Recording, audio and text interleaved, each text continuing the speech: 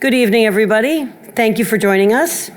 Welcome to tonight's event, Integrating the Healing Properties of North American Traditional Medicine with Western Practice, a conversation with Dr. Lori Arvizo of our class of 1989. 79. Oh dear. Start out on the wrong foot. Anyway, greetings also to our online audience. I'm Victoria Holt. I'm the director of the John Sloan Dickey Center for International Understanding here at Dartmouth. And we are very committed to upholding our founder's vision. It was Dartmouth President John Sloan Dickey who urged the students of Dartmouth to see the world's problems as their problems, but to also see themselves as part of the solution. And I think tonight's conversation falls very much in that value system and that practicality.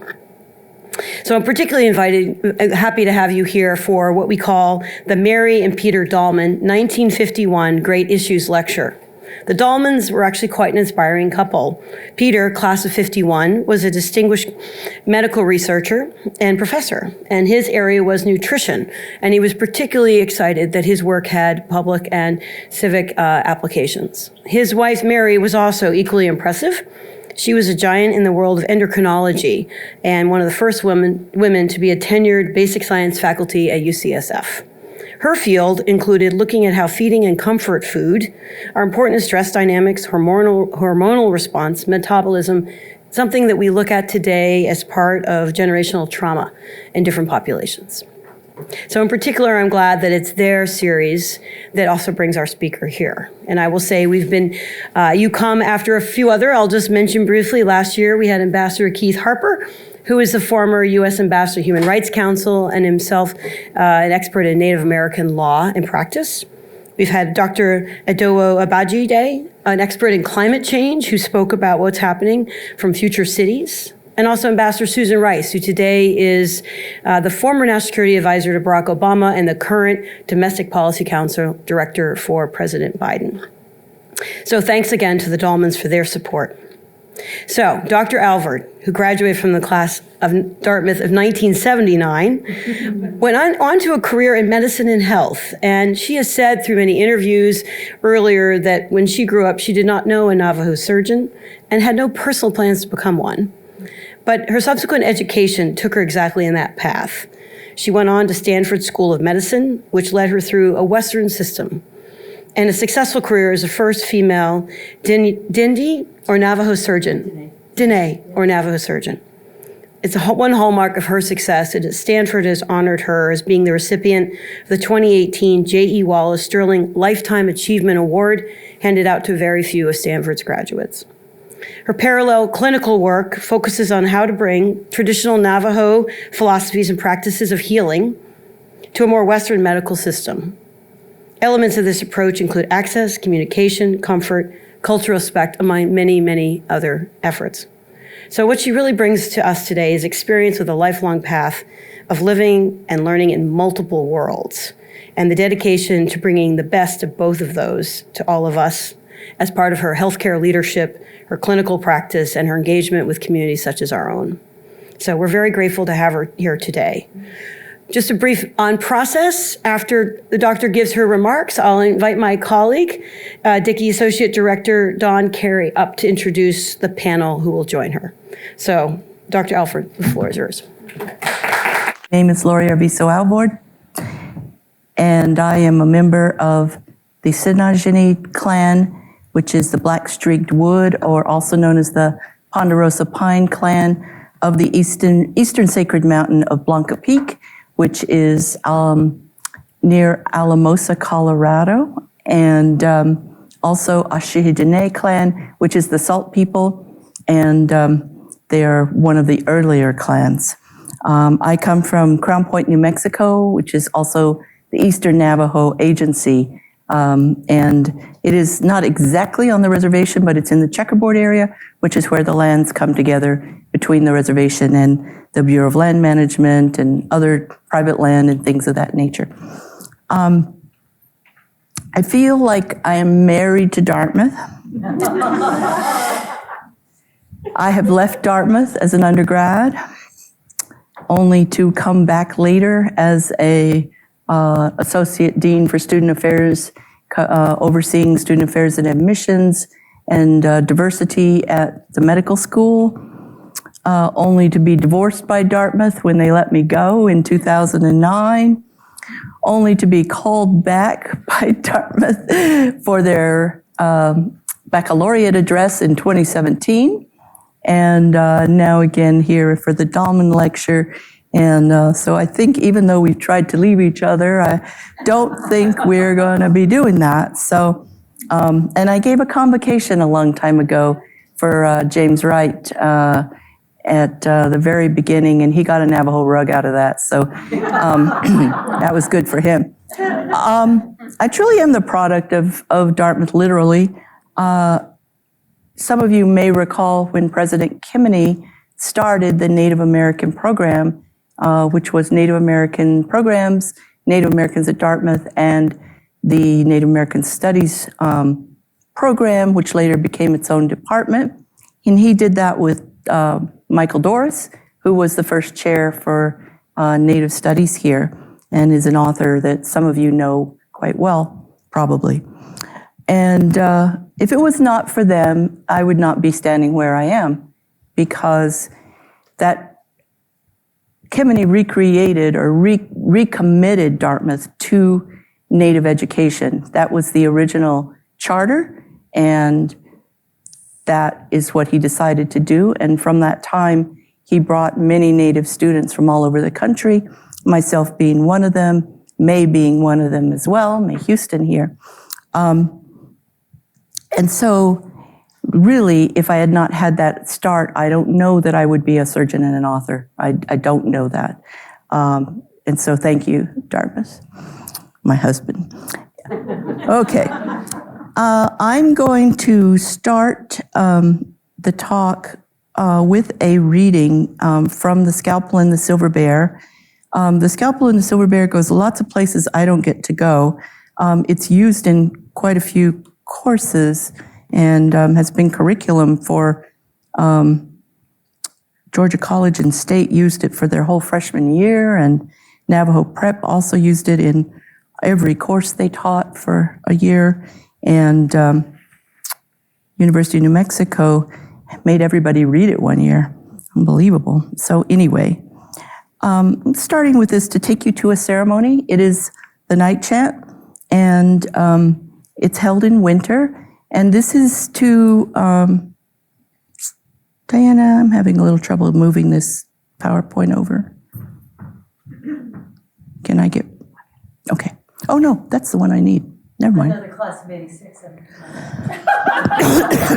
And a patient, and a patient. She was working on me earlier. I said, I've operated on you, now you operated on me. There we go. My job's way easier. I'm not sure of that. Okay, perfect, yeah. I apologize too for this talk because I wanted to fine tune it for this particular audience. Unfortunately, I left my computer home. It was charging right by the backpack, but you know. And I was able to pull my presentation off of iCloud, but then I couldn't even amend it because the Dickey Center's license for Microsoft Office was not established well in that computer I got. So I guess this presentation just wants to be what it is right now. So it's going to be what it is. So let's go then. We're going to the night chat for a moment. You know, it's actually a few more moments than this, but here we go. Conroy Chino, Channel 4's news anchor, an Indian from Acaba Pueblo, called for a no-burn night. In Albuquerque, on windless nights, the smoke from the fires gets trapped in the basin of the Rio Grande Valley, and on a no-burn night, no one can warm themselves by fireside. But just a few hours later, deep in Dinétah, the land of the Diné, the Navajo, I stood amongst 5 huge piñon fires, burning furiously and stoked with pieces of wood so huge each could be an entire tree trunk. The flames shot into the dark sky and sent up plumes of orange sparks that twirled overhead as if to conspire with a ceiling of bright white stars. A tingling of anticipation and excitement filled the air, It was a traditional winter ceremony, the last night of the night chant, the Yebache. In the center of the winter night was a hogan surrounded by a cluster of parked pickup trucks. Before the hogan stood a chair and covered with Pendleton and hand-woven Navajo blankets. In the chair sat a girl. She was tall, you could tell by the length of her legs in front of her. She was lovely, and around her head was tied a red sash. I did not know this young woman, but she was clearly ill. That is why she was sitting wrapped in blankets on this cold night in front of the hogan. She was here to be cured. On this night, everyone had come together for one reason. Talking God, Hashchetli, would dance in the firelight beneath the thick silver belt of the Milky Way to cure this girl. The songs of the night chant tell of the beauty of the Navajo universe. House made of dawn, house made of evening light, house made of dark cloud. Dark cloud is at the house's door. The trail out of it is dark cloud. The jagged lightning stands high upon it. Happily may I walk. Happily with abundant showers may I walk. Happily with abundant plants may I walk. Happily on the trail of pollen may I walk. Happily may I walk. May it be beautiful before me. May it be beautiful behind me. May it be beautiful below me. May it be beautiful above me. May it be beautiful all around me. In beauty it is finished. Hojona Haslin, Hojona Haslin, Hojona Haslin, Hojona Haslin. The Yebache has to be held on a winter night when the snakes are sleeping and before the thunder comes. It is said that everyone who attends benefits from the ceremony's healing power. As I stood in the freezing winter air, a medicine man and another man were conferring about their patient, standing on either side of the girl in the chair. A lot of activity was going on inside, but only family members would be allowed to enter that sanctuary tonight. For the past few days, sand paintings had been made at dawn there and destroyed by twilight. Prayer sticks and other sacred objects had been prepared for the ceremony. A woman came out and wrapped another blanket around the girl and placed a basket of corn pollen in her lap. From beyond the makeshift parking lot, shapes emerged from the dark emptiness. It was the dancers. At first, there were only 3, and they approached slowly. They were nearly naked, wearing only small skirts of wool and moccasins, their bodies painted white with ash. The first was Talking God. His face, he wore a mask of painted buckskin and eagle feathers. He danced toward the girl with a bouncing movement, spruce branches wreathing his neck. Behind him came Water Sprinkler, and then behind him, third and last in the group, a figure completely hunched over like an arthritic old man. It was Yaskiti, the hunchback, whose wooden cane spoke into 3 branches at the bottom like a claw. Their feet stamped in unison. They shook rattles in their right hands. Then Hashchetli let loose a series of cries that echoed 4 times into the cold air, and together they began to chant a song that belonged to the night. The singing was repetitive and rhythmic, causing a rush of memories inside me. It was all in the low vocal register, filled with solemnity and magic. The night chant, like all our ceremonies, is believed to be a gift from the Ye, the ancient holy people, all of whom come to visit the Dene during this ceremony. The girl got up from her chair. She pulled blankets around her tightly. She walked over to the dancers and with a wand-like wave of her arm, sprinkled corn pollen onto each of them. Then she went back and sat in the chair. The dancers shook their rattles in sweeping gestures toward the earth and went back to the place where they had come from. Their brightness closed back into the dark envelope of the mesa. All the people were there to help this girl get well. She must be aware of the power of their collected presence around her, I thought.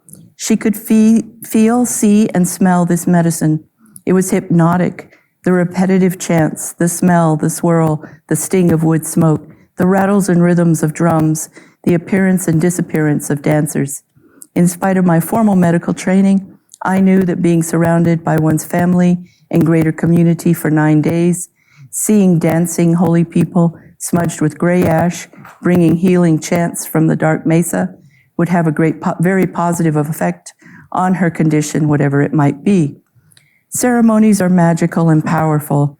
A spiritual intensity and an energy surrounds the healing ceremony that is almost completely absent in Western medicine. Centrally, though, the purpose of the ceremony is to help the patient return to a way of thinking and living in harmony and balance, which helps guide the patient's body back to health. While training at Stanford, I had yearned for something like it there for my non-Indian patients who went through their operations alone or nearly alone. Their minds and their spirits were often not prepared for surgery and could not assist in healing them, nor did their families and communities come together for the purpose of helping them heal. And I wondered if other people whose ancestors had been part of tribes centuries ago yearned for tribal identity. And in the roar of the Yebiche fire beneath the starry sky, I felt how lucky I was to be part of my tribe. And even though the night chant had not been for my own patient, I was glad that I had come. I apologize, I'm still coughing. I have been coughing for almost a month. Not COVID as far as we know. I went to visit my son who's in family medicine residency in Hawaii. His partner is Native Hawaiian and they're going to live on the Big Island and raise their kids. And I went snorkeling and I got ocean water in my nose and my throat and I came up coughing and I haven't stopped. So the ocean must not have been thrilled to see me or something, maybe. I'm currently working, oh my goodness, that's even wrong. I apologize. So I'm currently not at Banner Page Hospital. I am Chief of Staff and General Surgery at Astria Toppenish Hospital. And we are in Eastern Washington, a little south of Yakima, and provide service to the Yakima Nation, Yakima Native American Nation, as well as the Yakima Valley Farm Workers. And they are the people who bring food to our tables. They're many undocumented, many without insurance, and they struggle for health care, which is not right, because as I said, they bring our food to us, and they should get a better deal than that.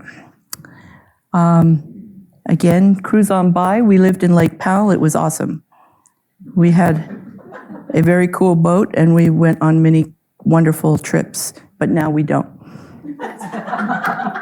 We actually do still have a boat. We have a 31-foot trimaran. My husband races competitively, has won some national races, and he would go on and on about it if he was here.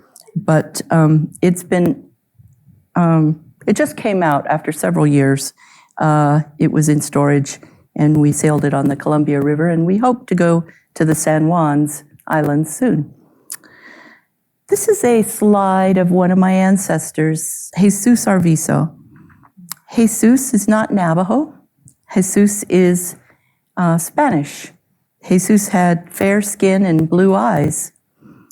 Jesus lived in northern Mexico and was captured by the Apaches and sold to the Navajo when he was a boy.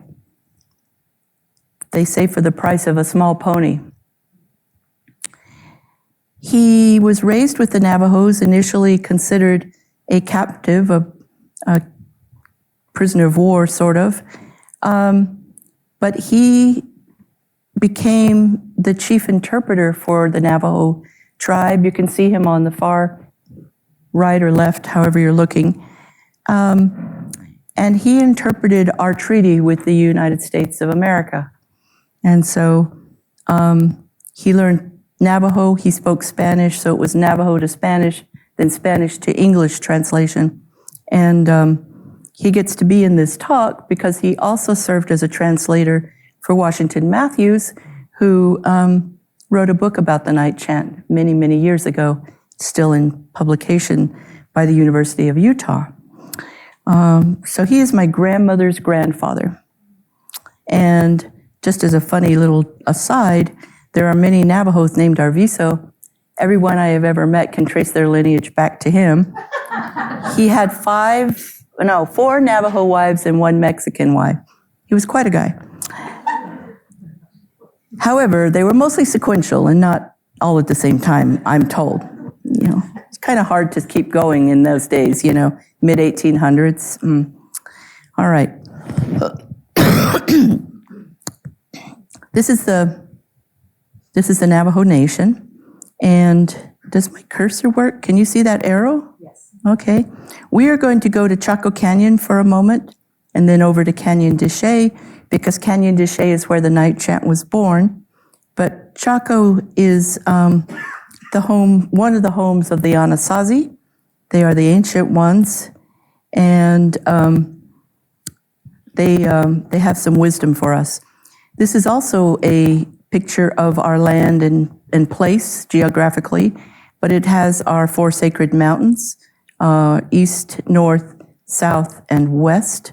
And as I was saying, my clan is from this mountain, the eastern sacred mountain. However, because we live near here, my children have both their placentas buried on the very highest part of the southern sacred mountain, Mount Taylor. And so that's their connection. We bury our placentas to be connected to our culture in one way or another. So my mother, who is not Navajo, left my placenta in the hospital. So her joke is that that's why I'm a surgeon. Yes, she's quite clever sometimes. Anyway, this is we'll come back to her in just a moment because I actually want her in a slightly different place. This is Changing Woman, Asana Yehi, and she is very central to many of our teachings and our spirituality. But we're going to go to Chaco for just a second, and this is a historical monument. It's protected by the, what is it, U.S. Forestry Department or whoever those guys in the khaki suits are. They're over there protecting Chaco. And the reason we're going to Chaco is to talk about ancient wisdom, because you can see a spiral petroglyph there. And during the summer solstice, and only on that day, 2 beams of light come on either side and are boundaries for this petroglyph. However, on the summer solstice, 1 beam of light comes straight through the middle of the spiral petroglyph. Now, the Anasazi are thought to have lived here around 900 AD. And so the question here is, how did they do it? How did they do something? It would have required engineering. It would have required an understanding of planetary motion. It would have required the ability to make something so good that it still exists in 2023. How many things do you know that were created in 900 AD that are still functioning in 2023? It's an example, I think, of the fact that our peoples on the planet have had wisdoms that go very far back, a very, very long way back. So for the moment, to go back to Changing Woman, our ceremonies are, if you have ever studied Navajo ceremonies or even glanced at Navajo ceremonies, our ceremonies are extremely elaborate, with dozens of prayers and chants, with sand paintings, with dancers, with many objects that are sacred that are made. When you think about it, they were a tribe that did not have a written language. So if you were a tribe that did not have a written language, how would you convey information across many generations, information that you think is important? Well, you would embed it in the ceremonies, right? Because the ceremonies are learned and they're remembered and they're taught down one after the other. But all of the ceremonies are in the minds. They weren't written down anywhere. They are in the minds of our medicine men, which have to have pretty darn powerful minds, honestly, because it's harder than memorizing an anatomy book, really. It's quite difficult. At the center of part of our ceremonies is a changing woman, and she's here to introduce us to the idea of holy beings and to the start of a bit of a discussion about our ceremonies. It's impossible to adequately convey even a tiny slice of, as I said, these very elaborate and complex ceremonies, but in one setting. But it is possible to talk about a few concepts that are at the core, at the heart, at the middle. And so Changing Woman is thought to have created the people. You can see the little people in the wedding basket there, from her own skin, from her own DNA. It is said that we carry the holy people within us, their spirit, their energy. Okay. The Night Chant was born in Chaco Canyon, and in Canyon de Chelly. And this is Spider Rock. Oh. And it goes up hundreds of feet into the air. It's really quite fabulous. I know everybody goes to the Grand Canyon, but Canyon de Chelly is also very, very beautiful. It also has some Anasazi ruins in it as well.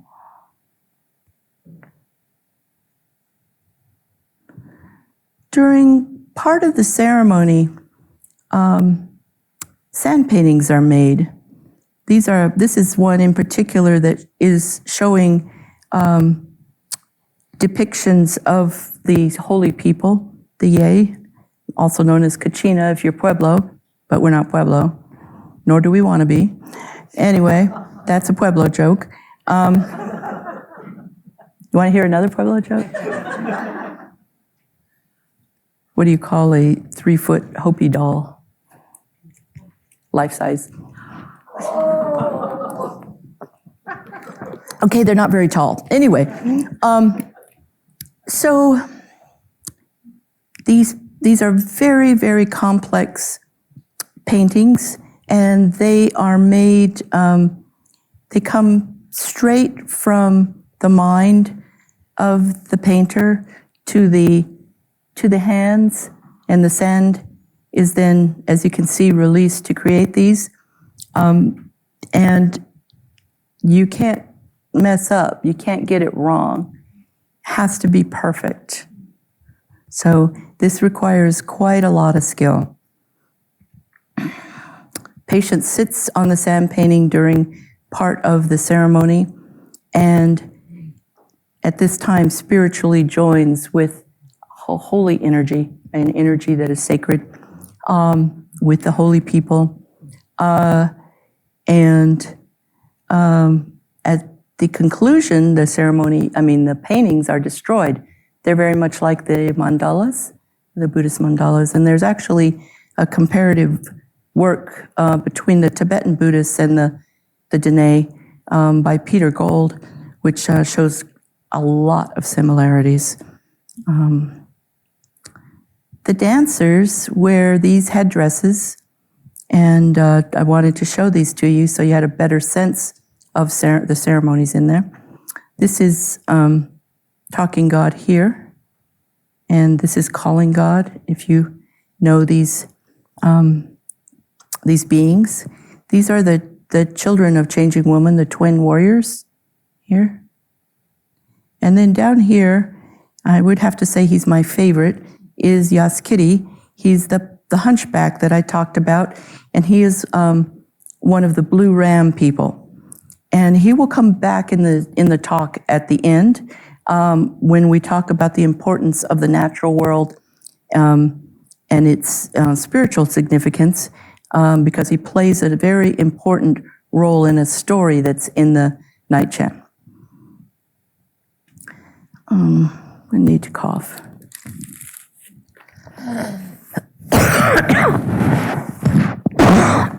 Excuse me. This is these cannot be photographed, these dances, as you can imagine. But this is an artist rendition, a Navajo artist rendition of the dancers. And so that's what it looks like when I was talking about the dancers. This is how they are. They're very beautiful. The dances are very beautiful. So now we're going to shift gears and talk about elements of ceremony that, if viewed through a Western lens, are areas where healing can happen. So our tribe interprets illness as being out of harmony or balance in any area of your life. So it can be a mind disturbance or disorder. It can be physical in the body. It can be spiritual. Whole communities can be in and out of balance, or whole peoples. Our relationships with the animal world and the environment can also be out of balance. Now, if you could take one word that is at the very heart of ceremony, it's the word Hojo, or Hojoji. This is a word that's difficult to translate, but it conveys a state of being, I guess is what I would call it. A state of being for an individual, but also a state of being for everything, the whole cosmos. And it encompasses this way of being that is very peaceful, very balanced, in harmony with everyone around you, with all of your family, with your clan members, with the whole community, and then with the natural world too, with the earth and the sky, with the animals, with everything, okay? And we say that that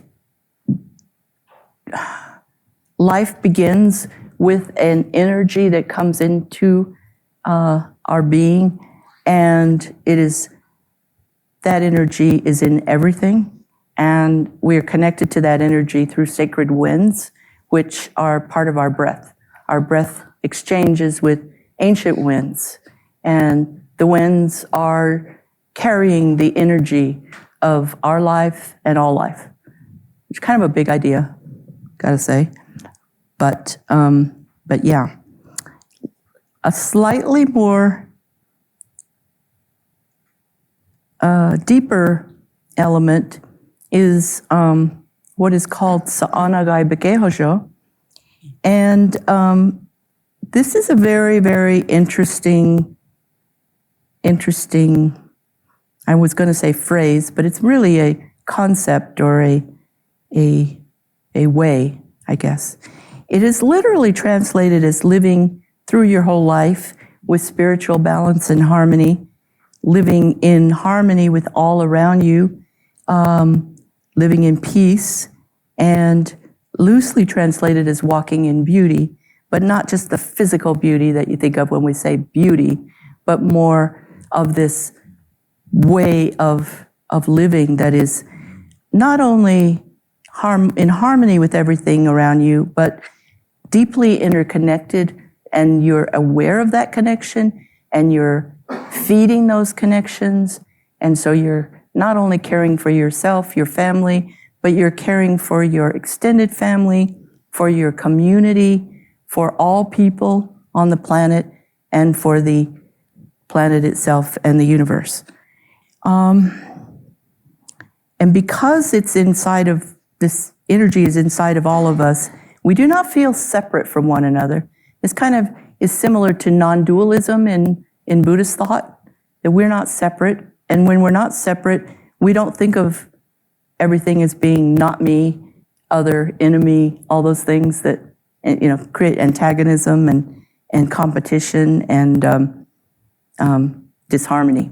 Okay.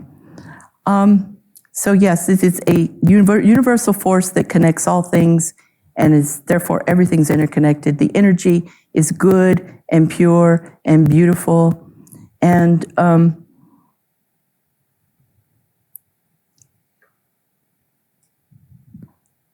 it is connected to a concept called universal mind. I'm just going to say that, where our consciousnesses are connected to a larger consciousness, a larger consciousness, the universe, okay? Sa'anagai, it's about yin and yang. Sa'anagai is male, Bakehojo is female. Sa'anagai is Father Sky, Bakehojo is Mother Earth. And there are, throughout all of our ceremonies, there are these dualities of many represented as male, female, not all. And then there are colors and other things going on too, lots and lots of other things. But this is one of the main duos. And so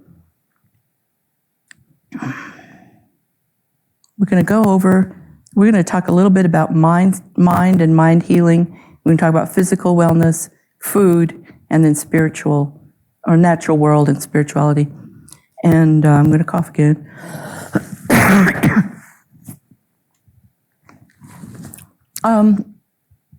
We believe that thoughts have great power and meaning, and that it is possible to think or speak something into existence. And so that sounds a little bit like fantasy, except when you start to think about things like athletes and what they meditate on before they compete. And it is said that when they focus on what they need to focus on to win, and they visualize themselves winning, that they're more likely to win, okay? It's more, whenever you're focusing and thinking about a goal and completing it and seeing yourself complete it, you're more likely to complete that goal, okay? Optimists live longer than pessimists. I don't know if you know that, but in that side, we always say that we should be focusing on good outcomes for the future. Navajos are some of the original positive thinkers. You would never hear somebody say, I hope I don't get into a car accident on my way to work. Because that's almost like inviting it to you, calling it to you. You don't say those kinds of things. And likewise, thinking of negative thoughts and ill thoughts may invite adverse outcomes. So when I was pregnant with Cody, the Navajo nurses told me that I needed to be careful what I thought, and I needed to be careful about what I allowed to come into my mind. So I was not allowed to watch any violent movies, no more Steven Seagal, no more Clint Eastwood. That was back then, right? And so I did all of that, and they said, whatever comes into you goes into the baby. It's the baby. Protect the baby. You have to be in a sea of tranquility for the baby. So I did all of those things, and I even had a ceremony. Since I am not traditional Navajo and I'm only half Navajo, I never was able to have a Kenalta, and that we'll talk about Kenalta in a minute, but the next best thing was to have a ceremony with me and the baby that was part of like a blessing way. So I did those things, and then I picked up some literature from the March of Dimes during one of my visits to my OB, and it said that during pregnancy, women should avoid stress because increased stress during pregnancy has been linked to premature delivery of baby. And I went, and I thought about the Navajo nurses, and I'm like, you're not supposed to have arguments. You're not supposed to have any kind of disharmony when you're pregnant. And so probably in one way, some Navajo midwives many years ago realized that the women that were not carrying their babies to term were struggling with some of these stress, struggling with disharmony struggling, in some way in their life. So that got me thinking about what Navajos think about and talk about and what the rest of the world is doing with regard to understanding mind states. And it took me to a field called psychoneuroimmunology. And that is really just the effect of the mind on the body. Now, you would have thought that somebody would have looked this up a long time ago because, the mind, the brain is part of the body. Why wouldn't the mind affect the body? Wow. Herbert Benson at our competing school down south with the crimson color, he was down asking the same question, and he asked the question, can the mind influence body states? And he started very simply with vital signs. And he started with blood pressure and heart rate. And what he found were that different mental states, in fact, could influence the blood pressure and heart rate. And when you were very calm and relaxed, that your heart rate and your blood pressure were lower. And when you were upset and unhappy or angry, that your heart rate and your blood pressure were up, right? That became known as biofeedback. That was the very first start of this discipline. However, this has been studied now since from the late 80s, I think, all the way to now. And here were some of the first things that were found that actually stress, psychological stress, impaired our immune system and our antibodies, IgG, IgA, natural killer cells. Distress and depression were associated with two important processes for carcinogenesis, poorer repair of damaged DNA, and alterations in apoptosis. For those of you who are not medical, that's programmed cell death. In other words, it messes with cell death, so the cells keep replicating, right? So, they found that stress and depression may increase susceptibility to infection. Certain mental states were associated with immune function and health in some studies, such as how much control people had over their lives and their views of themselves and the future. What helped? Relaxation training, stress management, and support groups. Well, if you remember what I said earlier, that Navajos, Dene, always talk about the future in a good way, in a positive way. Well, here they are talking about, your view of the future has to do with the mind and the body and IgG cells and things like that, and support groups. So what is a ceremony but a support group? Maybe some of the original support groups, to be fair. All the people were there to help this girl get well, and she must be aware of the collected power of their presence, I thought. Everyone there was focused on this one person, was sending their energy to her to heal. Okay. So you might think this was just an accident. You might think, well, the Navajos were doing this, but they didn't know what they were doing. They were just doing this. This is a quote from a medicine man from Tuba City, Thomas Atatli.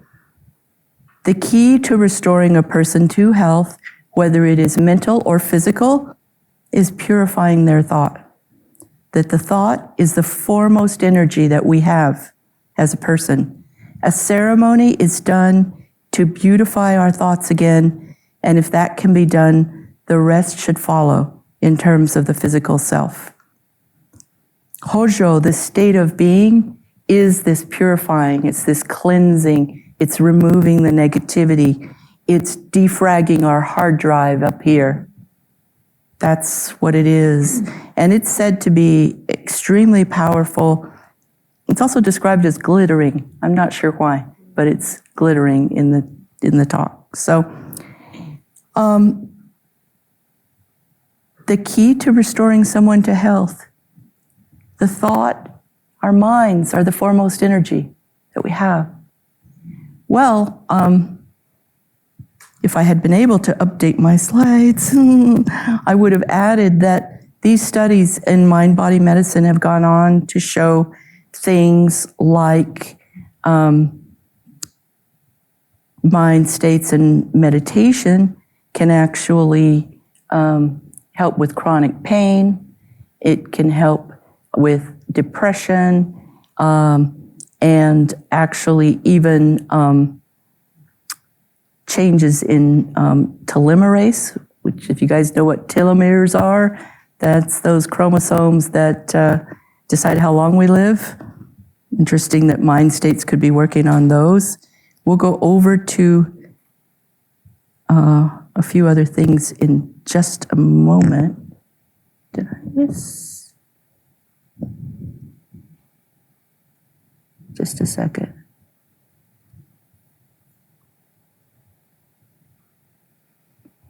Yeah, I mean, it's kind of, okay. I would have rearranged things too, because I don't, anyway. This is Changing Woman. This is the clans, the creating of the clans, and every clan comes with its own animal as well, so you can see that they're coming away. And I just mainly included this because it's such a beautiful picture. It's just so beautiful. You know, rainbows are always around.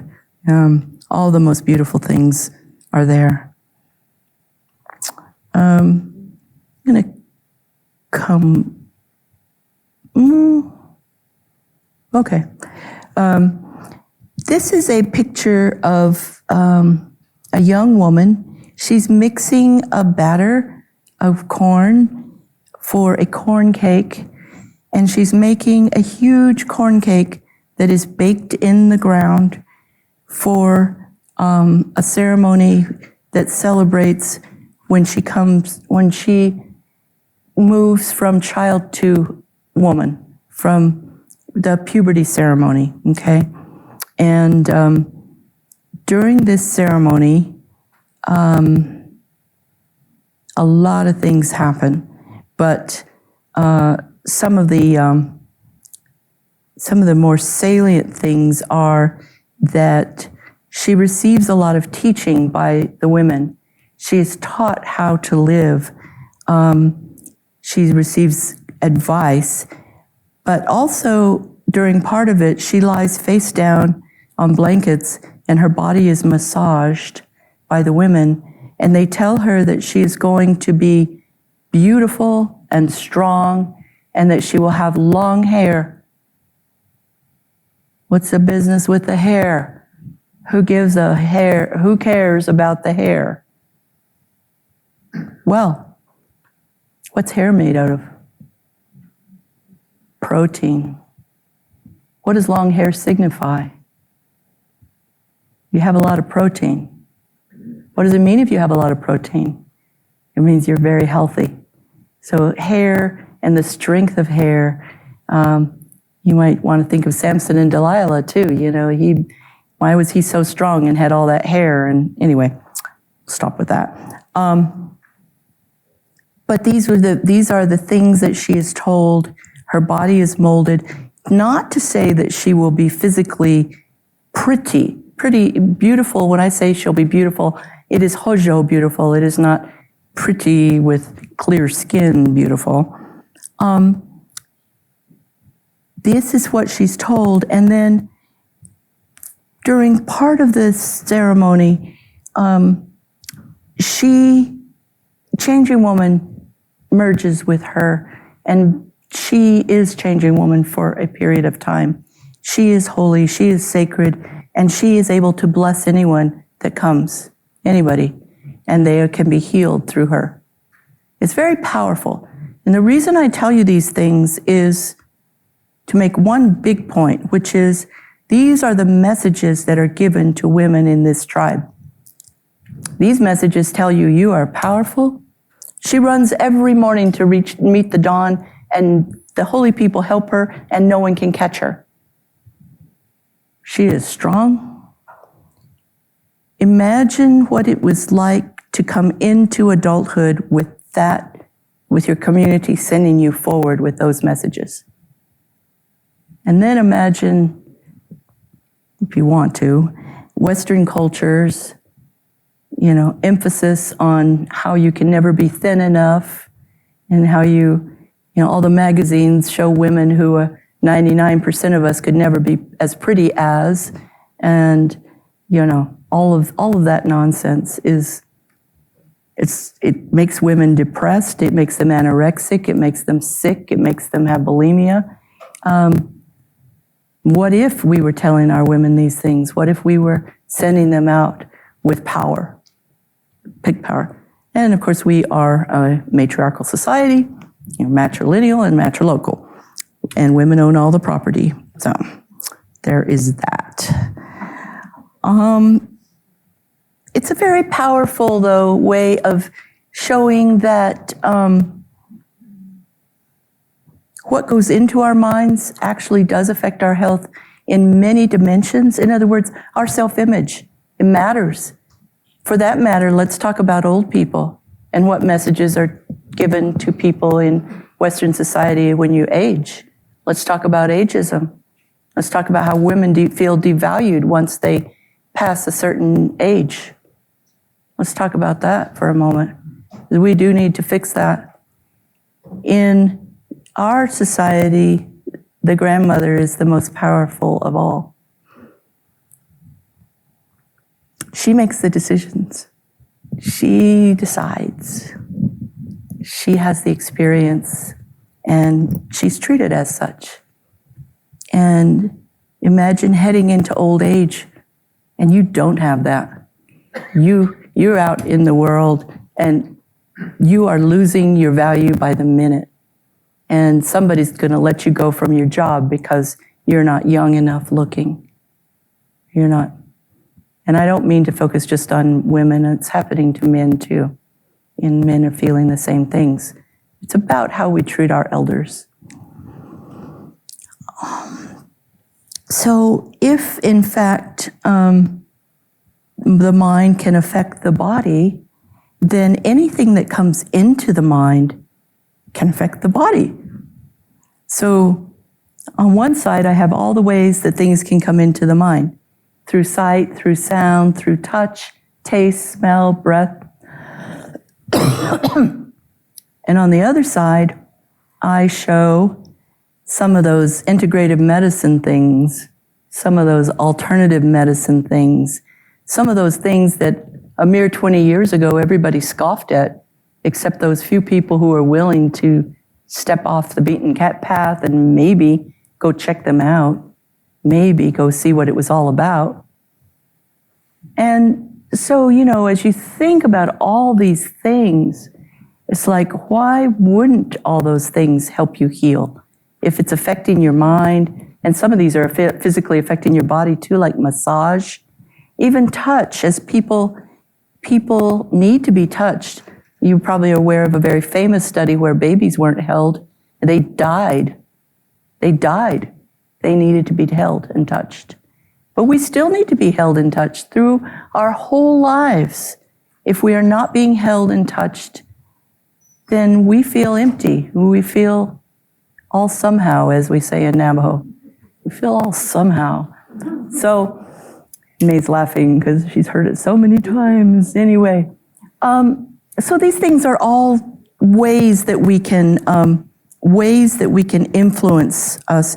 And then, of course, the ceremonies move into almost all of these things.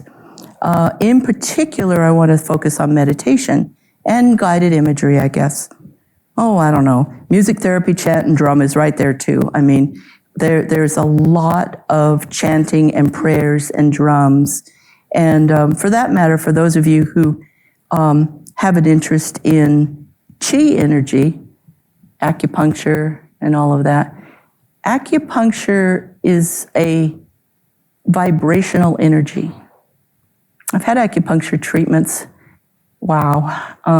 I was trained to do acupuncture, but I got so busy doing everything else that I didn't keep going. I need to go back. But one time they did this, was having this irregular uterine bleeding, and they did these acupoints, and I could feel energy moving around in my pelvis for 3 days, and something was thumping like right underneath my umbilicus, and I'm just like, oh my God.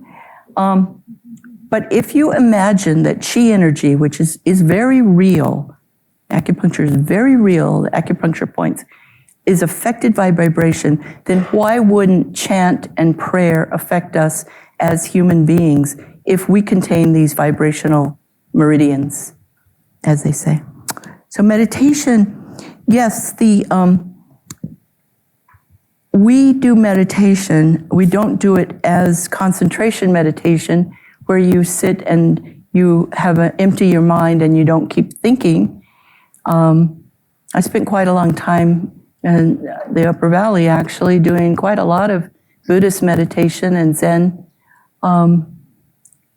Navajos don't do it quite that way, but they do prayer and chant. And the prayer and chant is very repetitive. And this is what you need to still your mind. So this is also used in many Buddhist, Tibetan in particular, practices. And also in the Catholic disciplines, because what is the rosary? It's the rosary. You're just saying the same prayer over and over and over again. I used to think to myself, what good is that? Why does that help anything at all except bore someone to tears? Until you start looking at it through the lens of mindfulness and meditation, and you realize that this is another way to still the mind. This is another way to get to where meditation goes. Well, where does meditation go? This is kind of what I just said. There are many similarities for us in meditation and mindfulness. And this is what we just talked about too, that chant and prayer are very similar, repetition. The drum can hold the mind focused on one sound. We have guided visualizations. If you heard the prayer I gave, it was talking about on the trail of pollen, dark cloud is upon me. These are all guided visualizations to calm the mind. And then we just talked about vibration. So what? So what? Well, some very astute investigators,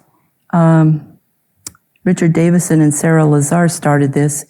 They started looking at the brains of longtime meditators and did functional MRI studies. And it was wild because it showed an increase of left frontal lobe activity. That's an area of the brain that increases your focus and your attention, and it gives you feelings of happiness, calm, and well-being. So just sitting there chanting is going to get you that. It's pretty incredible, but true. And the meditation can also increase your immune response to influenza, increase your antibodies. What does that look like? It looks like that on the scan. The insula is circled in green, so that's an area that lights up. The prefrontal cortex is in the red.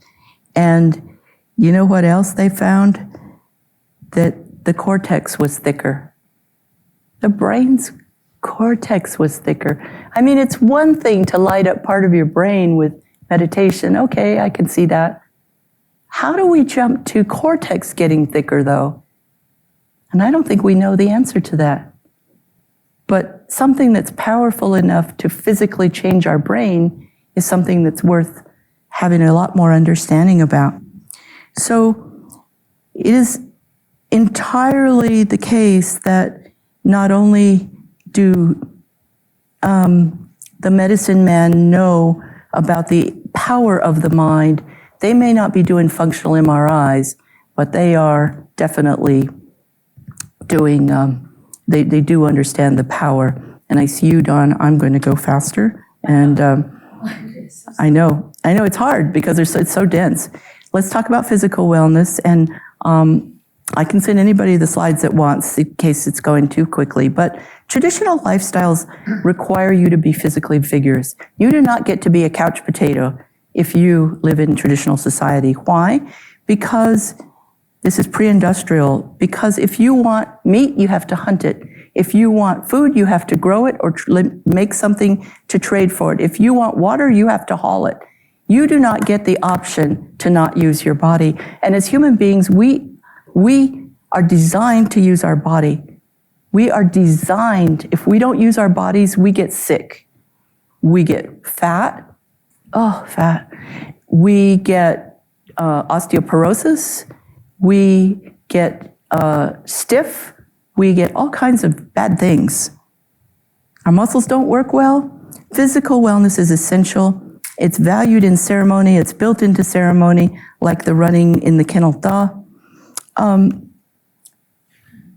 And food, traditional diets have more vegetables, less meat. Why? Meat was precious. If you killed a deer, that might have to last all winter. You don't know. You don't know. You don't get a Big Mac every day. You had to consume it in small amounts. And there are spiritual connections to healthy food. Corn and corn pollen are at the very center of our spirituality. I won't go deeply into that, but I'm going to take you somewhere close. This is a sand painting of Mother Earth and Father Sky. Mother Earth has the four crops: corn, squash, beans, and tobacco. Father Sky has the sun and the moon and the stars and constellations. And these foods are considered sacred, but they're also extremely, in the Western lens, extremely important. A dietitian told me that if you only ate corn, squash, and beans, you would be able to obtain 97% of human nutrition, of what you needed to survive as a human. How do the Navajos know that? Don't know, but they do. And our traditional diets across our tribes are based on grain, veggies, fish, meat, high fiber. Berries and nuts are high in antioxidants. So just by going back to what we used to eat, we could reduce healthcare disparities by reducing the harmful health effects of obesity, which, as you know, is linked to cancer, heart disease, vascular disease, everything else. This is, again, I just can't go without putting that up because it's so beautiful. It's another artist's rendition. And then moving to spirit, we say that we are spiritual beings, as I've talked about already. Thankfully, I talked about this at the front, so I don't have to go over this again, that our breath is part of sacred winds. Our spirituality strengthens our relationships to each other, but also to the animals and the environment. And so we say that the natural world is sacred, and it's also family. We call the earth our mother. We call the sky father, the animals our brother and sister. Well, it happens that if you are a culture and you give something a value assignment of family or sacred, that is what you will protect and defend at all costs. At all costs. That would be our environment. Can you imagine what it might have been like if Western civilization held this viewpoint? We wouldn't be looking at climate change. We wouldn't be looking at global warming. We would just be trying to figure out whether or not we need to stop fishing a little bit over here or over there, or whether we need to stop making t-shirts because they're causing too much energy, or shoes, or any of the other materialistic things that we have far too much of and don't need. This is an artist's rendition of this way of living in harmony and balance with the natural world. And then, this is by Harrison Begay. And then I'm going to kind of wind it down with that blue ram. So in the night chant, there's a story. Here's the ram again, okay? A boy has a dream, and in his dream, rams with blue faces come to him, and they tell him, your people are hunting more game than they need, and it is throwing the universe off balance. And if they continue, we will make the game scarce, and there will be a famine and starvation. The boy woke up from his dream. He's pretty excited, as you can imagine. He went to the hunters, and he told them this dream, and they laughed at him, and they said, go back to your dreaming and let us do the hunting. But this prophecy came true. The game became scarce. They remembered the dream. They remembered the dream so much they built it into the night chant. And they resolved that they would never overhunt again. They would never take more than they needed, but not just of game, but of anything. Of anything. And this is sustainability theory. This is subsistence living. This is where you live lightly, carefully. You walk lightly on the land. This is so ingrained in our way that the ram is in petroglyphs in the Southwest, along with that spiral petroglyph. Imagine that. I wonder what they're doing together. So these are just what I said. We were told, like when we butcher a sheep, you have to use every part of the sheep. That's a deep, deep teaching. And it's not just because, well, it's partly out of respect for the life of the animal that gave his life for us. But it's also that this is our teaching, that we need to use every single thing, if we can, before taking. And then you're supposed to help those who cannot. Every year we would take deer meat up to the older people in outside Gallup at Church Rock, deer meat, because that was the teaching. That's what you do. So what is this? This is a nice story? It's a good story? It's fun? No. These teachings demonstrate the application of sound ecologic principles for conservation of natural resources. The maintenance of balance can result in the preservation of a pure habitat for humans to live in, which is essential to human health. This is Glen Canyon on the Colorado River below Page. It is during dark cloud, a cloud pregnant with rain. We teach that we should do everything with thought to how it will affect 5 generations into the future. Some tribes say 7 generations. And I'm hopeful that I even get 2 or 3 generations to be able to see this. Since I get 3 more slides, Dawn, trust me. Just as a nod to the artists in the groups, but art has a way of also helping the mind become relaxed, energized, may reduce stress, may augment the immune system, and art is used throughout our ceremonies simultaneously in multiple layers, through the dance, the music, the poetry, the drumming, the sand paintings, and our sacred objects, and the calling in the beauty of the nature. But not only can we find this art to be beautiful, but the natural world and the environment, as much as we need to protect us, we need it too to heal us. The animals are able to give us great comfort, and they have powerful ways to relate to us. The natural environment can be very calming, and sunlight, forests, beaches, oceans, all of this is a way that we can also reduce anxiety and stress. And then I will end with Shiprock, which I always end with Shiprock, and dark cloud pregnant with rain, which is so precious in the Southwest.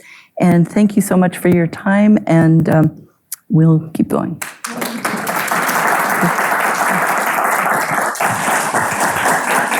Dr. Albert, thank you so much. This was a great introduction to what I hope will be a broader conversation. I'd like to invite 2 co-chatters, as it were, to kick off the conversation here, our co-conversants. If you would like to join us in the chairs up here, we have 2 members of the class of one member of the class of 86, but two members of the Dartmouth community. One is Mae Drake Houston, 86, Assistant Director of the Native American Program, and Sean O'Leary, Director of the Office for Diversity, Inclusion, and Community Engagement at the Geisel School of Medicine.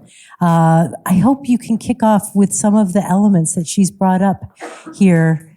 And then we'll turn it over to our audience. I am thoughtful of the fact that the visual will start at 6, so I want to be thoughtful of our time. The visual? There's a vigil going on for some of the Yes. national situations. Yes. Thank you.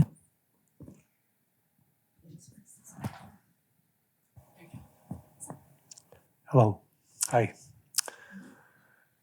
Thank you. It's very good to see you again. It's been a long time. We go way back, working together for quite a while in the medical school, and miss you. Miss you. Yeah. You touched a lot on Navajo ways of healing. Combining that with your you as a surgeon, how do you best incorporate some of those practices into your practice? I can imagine that being maybe not a natural fit, but maybe for you it is. I'm not sure, but just curious and wanting to hear more about how you're taking these concepts and incorporating them as an actual surgeon in Western medicine. Sure. Thank you. Oh yeah, okay. Yeah, I have the mic. So the mind state of the patient is really important. The patient's mind has to be calm and relaxed and trust me and trust our team. They have to be ready for surgery before they go in. They can't be upset or angry or frightened even, hopefully, because we try to make sure that they are in the best place in their minds that they can be. And then what happens in the OR matters too. So some of you have read the book, but not all, but I try to prepare myself in my mind before I go into the OR. I mentally have a meditation specifically for that. And I treat the patient's body as sacred, that the patient, I'm a guest there. I am invited, but I am not in control. I am invited to come. I have to treat their body gently and carefully and respectfully, because that is our ways of thinking about how we do what we do, is to be done in a way that is hojo, and that likewise how our relations inside the OR between the anesthesia and our whole team, our nurses, our assistants, people like that, it has to be harmonious too. And that's it's expected in our OR, that people work closely and smoothly together, that we respect one another, that we teach, that we work as a team. Anyone can say anything they're worried about. It isn't a top-down by any means. So it is definitely a counterbalance to the historical, if you will, patriarchal, authoritarian, surgical history. That's changing quite a bit with women. I actually gave a talk recently last year for UC Davis's surgical program, and specifically because particularly the women in the program said their training program was toxic, that they were being treated badly, misused, abused, and basically they were very upset and unhappy, and they knew there had to be a different way to train and a different way to practice, and there is. Thank you, Lori. First, a quick explanation. Lori, I know Lori's clans because obviously she just gave them. I know that whatever relationship I am to her will be through her father. So that determines our relationship already. So she's going to be through my father. My father is also of the Salt clan. and her grandfather's father is of the Salt clan. So we are related through clan, and so she is my Nolly, and I am her Nolly. So it's a convenient descriptor because she is a few years older than I am.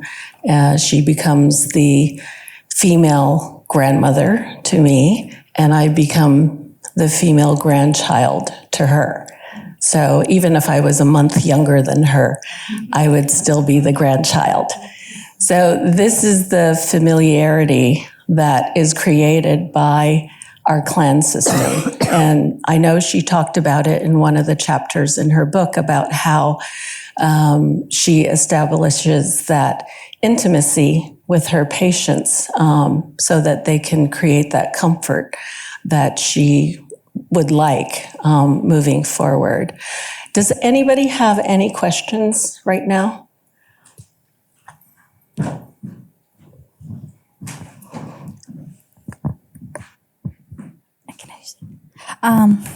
As an author, Manatim Varvara. Greetings, I'm Kumandi, Indigenous woman from Siberia, and thank you so much for giving this talk. Even though I read the book, I still learned a lot of new things. And my question is, you touch a little bit in the book, and of course, book was written way before COVID, but I'm just wondering how you processed COVID through that system of knowledge, and how did you explain it to your patients, because you're still in the native health system, right? So, thank you. Before I do that, I thank you so very much for saying that, because I would like to acknowledge somebody in the audience, Tony, Jean Tony Hober, and there's a reason. When COVID came, as you may or may not remember, there was a big shortage of masks and a shortage of hand cleaners, and on Navajo. And Tony is a member of gospel choir, and so was my daughter. I'm a parent 20. So our Viso Alvord, also known as V, who's, V was their own presence on campus, but did a lot with many rockapellas. She was with Alpha Theta and gospel choir and a couple of other groups, and she was a semifinalist twice for Dartmouth Idol. Well, Tony heard about our problem, right?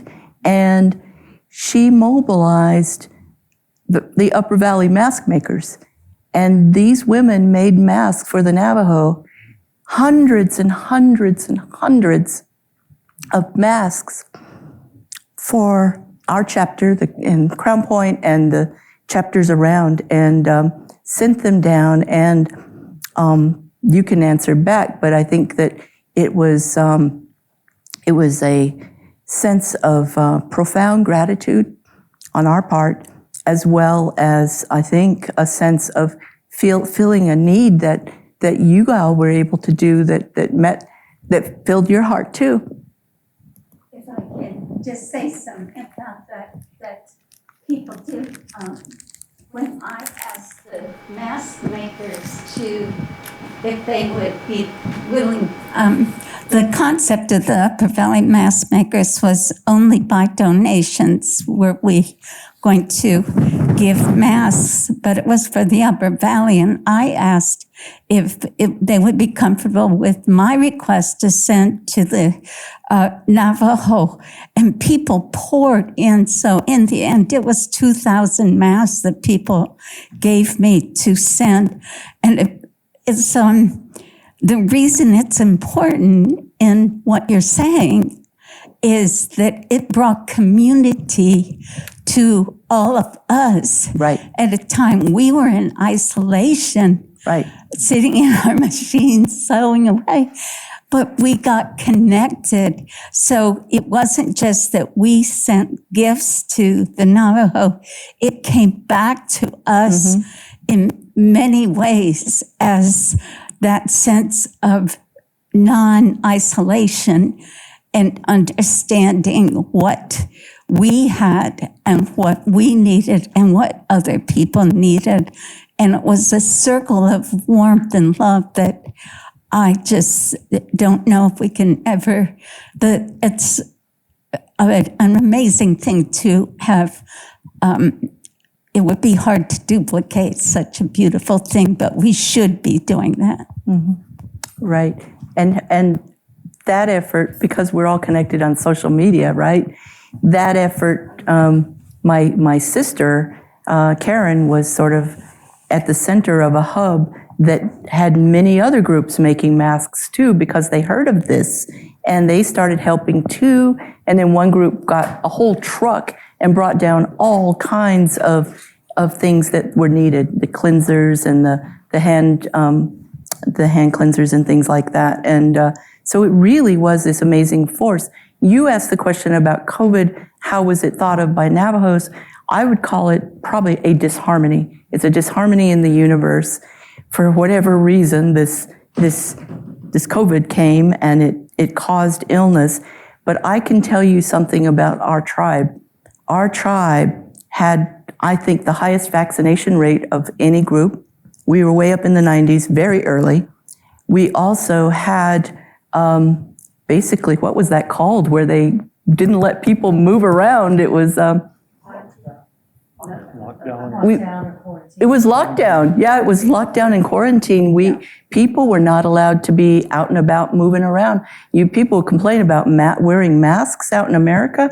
Navajo, that's what they were doing. And we did lose a lot of people still, but we probably would have lost quite a few more if our leaders hadn't done that. And it was hard. It was very, very hard for the people to be in lockdown, but they understood and they didn't fight about it. And they didn't complain either. And I think the tribe did a really good job of using the thought that we have to protect our elders. And that was very well used. Yeah, absolutely. Anybody else? Any questions? We're getting to the end here. Okay, one more here. So sorry, my talk was too long. I'm sorry. Your talk was definitely not too long, and I think we would all happily stay for a lot longer because there's so much wisdom to soak in. My name is Sarah Crockett. I'm a teacher at the medical school, and my area of focus is really on planetary health, so our connection, how our health and the health of the planet are connected, a lot of work in health and climate change.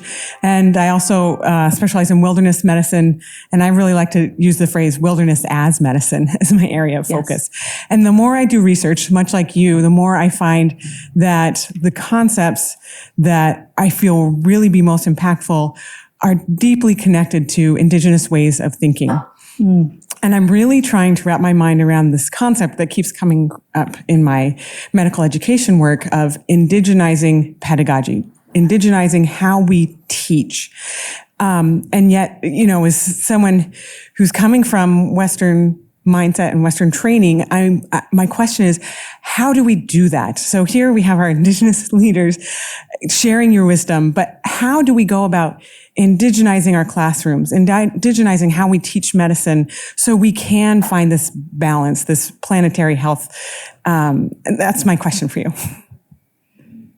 Well, we start working together and we put our minds together, and we sometimes the universe nods favorably toward us and opens up a way. I can't see the way myself just yet, except that to say that I was invited here for this really prestigious lecture with following someone like Susan Rice, and that means that the world is changing too, that there's a willingness and a readiness to hear what I bring, the knowledge of my tribe, and I don't think that would have been, that there would have been a readiness until the time came for that, if that makes sense. So Yeah. Okay, one more quick question. As maybe a statement. I see so many young faces here, and I want you to know that if you follow these directions, first of all, I talked to this lady when I came in. I said, I don't know why I'm here. I know exactly why I'm here. This is up my alley sort of thing. I am almost 90 years old. Congratulations. It's that sort of thinking and that sort of background that will help you all the way into your 90s and still hiking and skiing and what have you. Yes. And a very interesting thing is when I was pregnant, I was a dowser at the time. And so I had a little bit of that sort of stuff in me. But I was praying that I would have an enlightened child. And lo and behold, she's a big psychic out in California, earning her living that way. She doesn't talk to me, because mother is dirt sort of thing. But my prayers were answered, and she's doing her thing, and she's doing what you people are doing. I've been around your reservations, and I just felt I needed to tell you, get with it. Thank you. Thank you for that. I One love more that. piece of thing that I forgot to put in my talk is that the thing in the food section, Native people did not eat 3 times a day. No way, no how did people eat 3 times a day, traditionally. And I've been doing intermittent fasting now for about 2 years, lost 24 pounds. It works, and I feel better. And we don't need to eat 3 times a day. That's what I want to say. Thank you so much for joining us for this and starting off this conversation. I hope this conversation continues in corners and areas around the campus and elsewhere. If nothing else, medicine is the best team sport ever invented, so I'm glad you're bringing those elements to it. And thank you to our co-conversants here for getting our conversation going. Thank you again. Thank you.